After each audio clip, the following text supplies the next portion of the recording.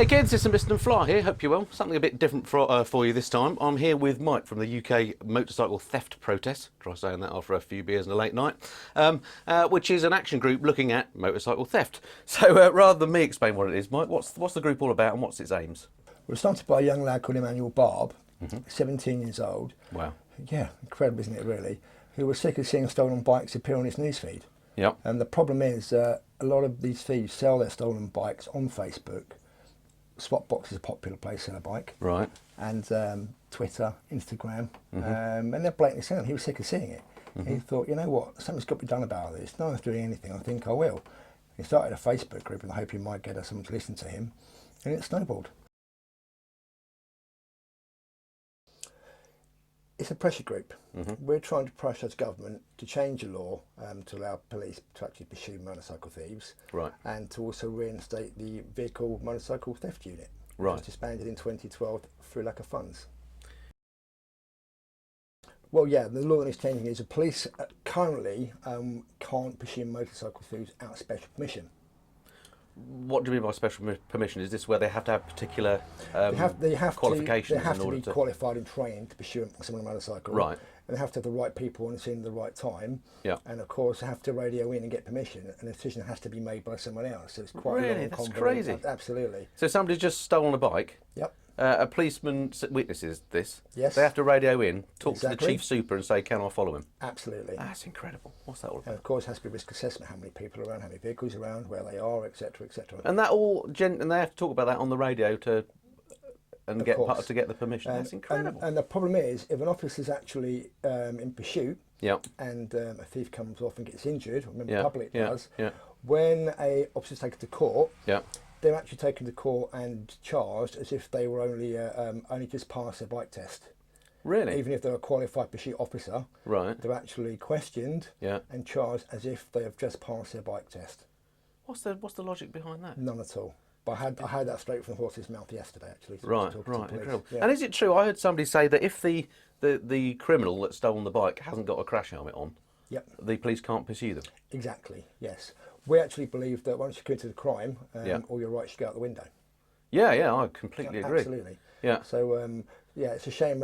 So and the reason why they can't pursue them is because there's some sort of health and safety type implication. It's all health and safety. If they come off, the criminal comes off and hurts themselves. If a thief gets hurt, it's a big problem. Of course, if his family can sue, because obviously all thieves are nice boys that are good to their mums, really, aren't they? That is outrageous. Exactly. So if you're a criminal then and watching this video, the trick is to not wear a helmet if you're going to steal a bike using Absolutely. bikes. I mean, what they do is they're riding stolen bikes, steal bikes with. They're riding generally stolen Yamaha T-Maxes. Right. That's weapon of choice. Right. They've got a lovely big seat they can lift up. They can hide their cutters and tools and weapons under there. Right. Weapons. Yep. Yeah, they're not shy of carrying knives and hammers and ice axes. Right. Someone was murdered last September trying to defend their own motorcycle. Goodness me. And is this just a London problem we're talking about, by the way? Because you're mostly focused on London, aren't you? It's compounded to London. London represents 50% of all motorcycle thefts in the UK. Right. Wow. And I don't know what the numbers are, but presumably there's that much more motorcycle activity in London anyway. It's gone up from roughly 1,500 in 2014 Yeah. to 6,800. Unbelievable. Yeah, exactly. And when we met before, you mentioned that there used to be like a motorcycle theft unit or in the police, something like that, and the money's been taken away. Is There that was a correct? dedicated vehicle theft unit. Yeah. They disbanded in 2012. And They what was dealt the with logic behind that? No funds. Right. Okay. Lack of funding. So at the moment we've got no funding, even though in 2015 there were 36 motorcycle deaths, Yep. and the funding we actually got, the funding the Met have got is about £1 million. Right. In the same year, Yep. there were 9 cycle deaths, Yeah. and the funding in the moment is currently 770 million over 2 years. That's unbelievable, isn't it? They are doing a great job, by the way, and they're very overstretched at the moment, which has led to feral youngsters on stolen motorcycles running wild and stealing bikes, and that's what's happening. And you mentioned that these youngsters are using scooters to basically... Mainly mopeds, yes. So how does this work then? What they kind of go around, scout out, try and find where a nice bike is, and then how does it work? What happens is they're allegedly using delivery companies. Yep. Deliveroo is one of them. but Yep. we say allegedly. Yeah, We have, of course. we have, this is fact as far as we know. Yeah. They'll notice expensive bikes, ring in, and they get paid for information. They might see a nice Panigale parked up in Kensington. Yeah. Very quickly you'll have 4 or 5 motorcycle thieves and 2 scooters, Yeah. with a disc cutter and weapons, and they'll have your 30 grand bike away in 2 minutes or less. Incredible. Yep. So it's a coordinated. It's almost like a network of people out there looking for these bikes. Absolutely. These guys are so good that if they're in business, they'll be winning awards at the moment. Really. Yes. Really incredible. And they're using battery-operated disc cutters. Indeed. And what about things like when I leave my bike, I have a hefty old chain on it, and or maybe a disc lock. How do they deal with those then? Again, disc cutters. Right. The average chain, a disc cutter can get through that in probably about 20 seconds, Goodness roughly. me. Yeah. The bigger chains, the Almaxes and etc., can take 4 or 5 minutes, Right. which people use at home. Yeah. But they are far too heavy to carry around and be portable. Yeah. Tell me about So it. Yeah. portable disc locks, they're through in seconds. Right. So what, as us as just bog standard motorcyclists, what can we do to protect ourselves a bit from this? Is there anything we can do? Yeah, the number one thing is realise you probably will be a victim. Yeah. Don't think it's not going to happen to you, because stats point to the fact it very likely will. Right. So the number one thing is be very aware and assume you're going to be a victim of bike theft tonight or today. Yeah. And act accordingly. Yeah. Don't be complacent. It can be a big pain in the bum, depending on numerous locks, carrying locks and chains around, but it's a bigger pain in the bum not having a bike and your insurance premium going up astronomically. Exactly. And does this apply to, when you're at home in your garage as well? We're in a secure unit here at your place. Presumably getting the bike out of the way, out of sight, is a good thing to do anyway. Absolutely. But are you just as likely to get it stolen from home as you are the city? Presumably not. It just depends. Just like Right. lots of thefts happen. I mean, people that have their bikes locked away in garages really, really safely, they can wake up in the morning to find the dog hasn't even noticed or barked. Yeah. The roofs are Yeah. missing off their garage roof. The tiles are missing off the garage roof, where people have come in for the roof, and their bikes are gone.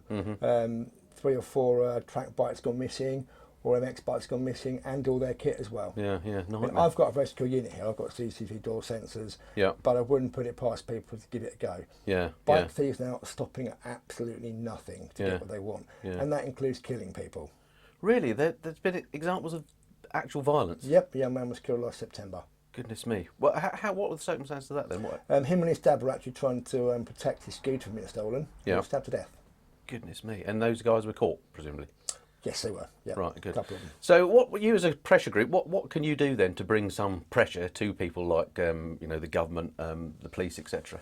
Well, it's making the government aware. I don't think the actual gut powers that be are aware enough. Right.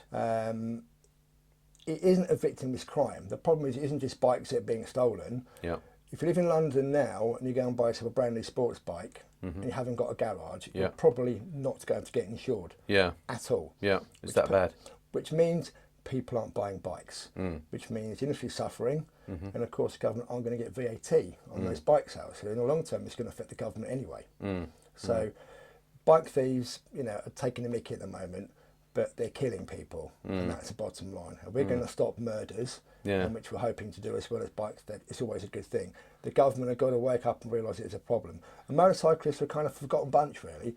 Cyclists got a very big voice. They're very, very good at making themselves known and their problems known. Yeah. Motorcyclists not quite so, which is our job, really.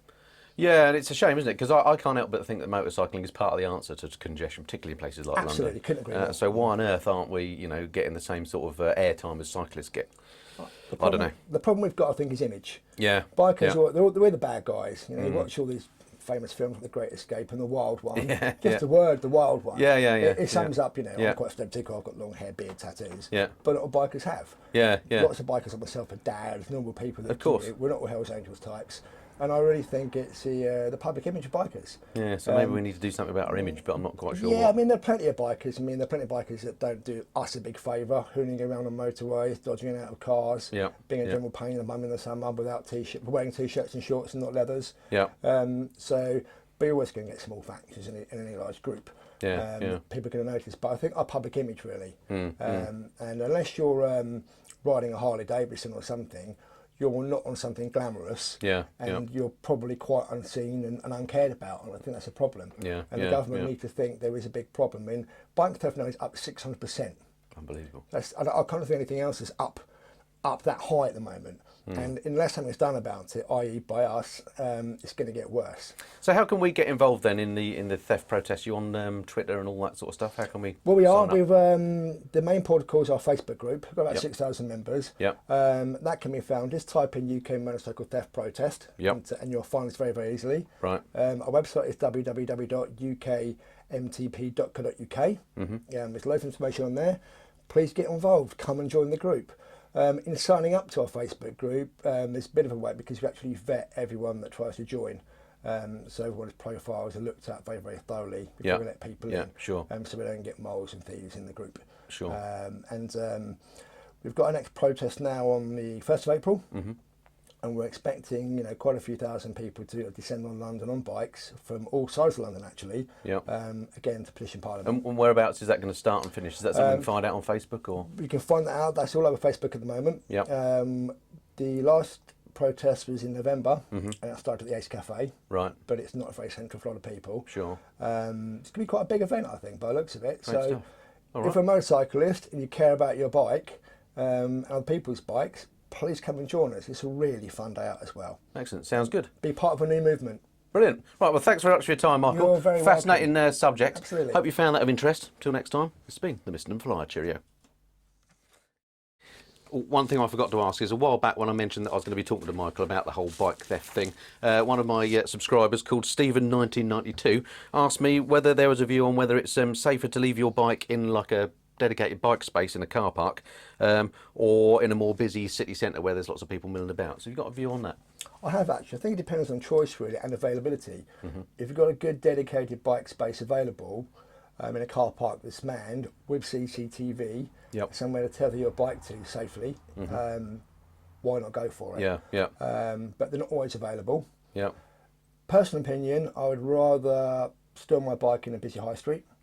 Because there are a lot of witnesses about. Of course. Public now are kind of getting a bit more savvy, and we have evidence to actually show they are intervening now in bike thefts. Great. Instead of filming them, actually intervening and filming. If you can possibly park your bike somewhere with a CCTV, outside a bank, building society, jewellers, anywhere with money or high value goods, they're bound to have good CCTV. Nice one. Stick outside there, put a cover over your bike, a good old, dirty, beaten up cover can make a 30-grand bike look like a 500 quid. So in terms of things we can do, stick a cover on it. Always Are you a cover. disc lock or a chain fan or both or multiples? Anything you can do. Right. Bike security, very importantly, is like an onion skin. Yep. The more layers you have, the more secure it's going to be. Simple as that. Make it as hard as you can for someone to steal your bike. If you've got a top box, you can carry a big heavy lock and chain around and 2 or 3 disc locks. Carry them around with you and do it. People will steal anything these days. Your cheap old bike will make a great theft bike for thieves to use. Of course. So it doesn't have to be an exotic bike to be stolen. Absolutely not. So, and it's not just the fact that they can get rid of things like cutting your chains off and stuff, but you were telling me before that they'll even use a disc cutter to cut your disc itself. Oh, they will to cut the disc lock off. Of course they can do. So if you've got one on the front and back, then they've got to do that twice. So absolutely. Right. So I personally use 2 disc locks. I can show you a little bit what I use. At the moment, we can't stop bike thieves. One thing we have got on our side is, generally speaking in London, they're using mopeds, so what we call push thefts, using mopeds to actually push bikes along that they can't start. Right. So one thief will sit on your bike, and other will sit alongside on a moped. They'll put their foot on the stolen bike's footrest and push the bike along. And they are very good at it. Wow. And they've been filmed pushing it past police cars and police Range Rovers and all sorts. They don't care. Right. So, well, maybe they care. They just can't do anything about it because of what we talked about absolutely, before. I mean, the thing is, they're not using vans quite so much during the day because try and park a van in London. Okay? And the other thing is, a slow big van can easily be pursued by the police, no problem. Whereas if they get pursued by the police, they drop your bike. They don't care if it gets damaged. They're going to drop it. They're going to do one, and those 530cc Yamahas, they can shift those mopeds and they can ride them as well. So the police on an RT aren't going to get very far from pursue a couple of guys that don't care about public safety. On a couple of very fast mopeds, they're gone. So most thefts at the moment are moped thefts and not van thefts. So if you can put locks on them, they're not going to lift your bike and carry it away. Of course, if you can lock it to something, always do. Or lock it to your friend's bike if possible, always do.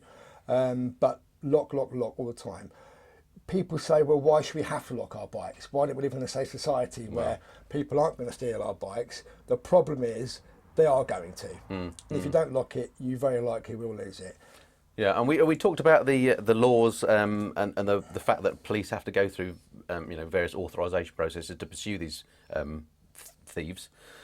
You've spoken to the police. What's the policeman on the street? He presumably does care about theft because he's there to prevent crimes. So are they frustrated about the way that the law's set up? Well, of course they're frustrated, and the police are doing a very, very good and very difficult job. Don't forget, bike police that pursue are very highly skilled guys, and they're doing a very dangerous job. You know, they don't want to get killed, do they? Of course. They've got wives and children, so they're going to, worry about their own safety if they are pursuing a bike. Yeah. These guys are running through shopping centres, doing all sorts. If you're police pursuing someone, you're not going to be responsible for knocking a kid over yourself or whatever. So it's difficult. It's a difficult situation, but the police need more powers. Yeah, it's a and shocker, isn't it? the big problem is the courts need more powers. The guy recently was arrested for stealing about £240,000 worth of bikes. He got a £100 fine. Did he get to keep the 240 grand, I wonder? Well, there you go. So the problem we've got is we could arrest and stop all the bike thieves in London. But if the courts aren't backing the police up, of course, yeah, it's the whole chain. Absolutely pointless. This is a big problem. So we're trying to put pressure on the courts as well, which is going to be very, very difficult.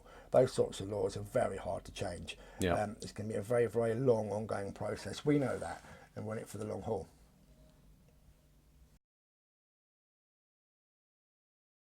So if you're on a motorcycle and you want to keep hold of it, this is your biggest threat at the moment. Rechargeable, portable angle grinder. Easy to buy. It's going to make your average 18-year-old bike thief very rich, very quickly. Don't let it be at your expense.